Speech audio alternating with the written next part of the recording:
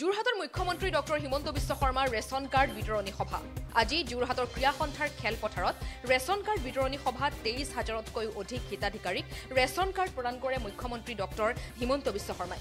যোৰহাটৰ বিধায়ক হিতেন্দ্ৰনাথ গোস্বামীয়ে আদৰণি ভাষণ আগবঢ়োৱা সভাখনত সাংসদ তপন গগৈ, কামাখ্যা তাছা, মন্ত্ৰী অজন্তা নেওগ, বিধায়ক ভৱেন্দ্ৰনাথ ভৰালীও উপস্থিত থাকে।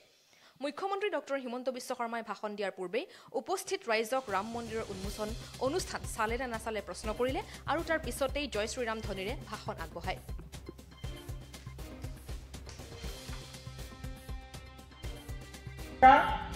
আৰু এটা বীমা আঁচনি আছে, ঘৰত মৃত্যু হলে সেই মৃত্যু হোৱা পৰিয়ালটোৱে চৰকাৰৰ পৰা ইন্সুৰেন্স লাভ কৰে।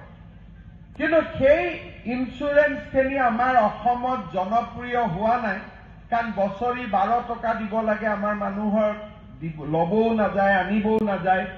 আমি গোটেই ৰেচন কাৰ্ড থকা পৰিয়ালখিনিক চৰকাৰৰ ফালৰ পৰাই লাহেকৈ আমি বিনামূলীয়াকৈ ইন্সুৰেন্স কৰি দিয়াৰ ব্যৱস্থা কৰিম, যাতে ৰেচন কাৰ্ড থকা পৰিয়ালখিনিৰ অন্তত এক্সিডেণ্ট বা ঘৰত মৃত্যু হলে চৰকাৰৰ পৰা যাতে এটা সহায় নিজে নিজে পাই যাব পাৰে।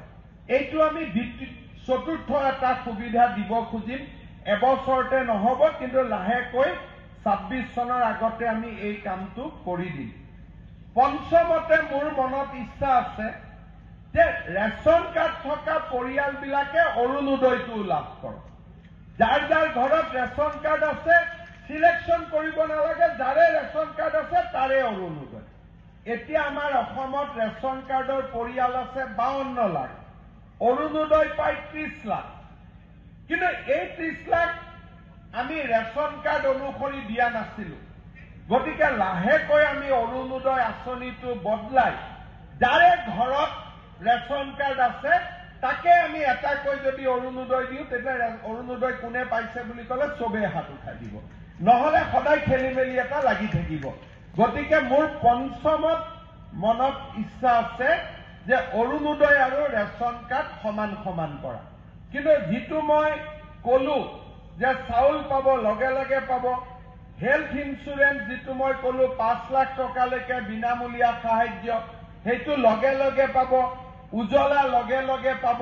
কিন্তু ডেথ আৰু এক্সিডেণ্ট ইন্সুৰেন্স আৰু অৰুণোদয় মই এইটো অলপ পৰ্যায়ক্ৰমে লাহে লাহে কৰিম, কাৰণ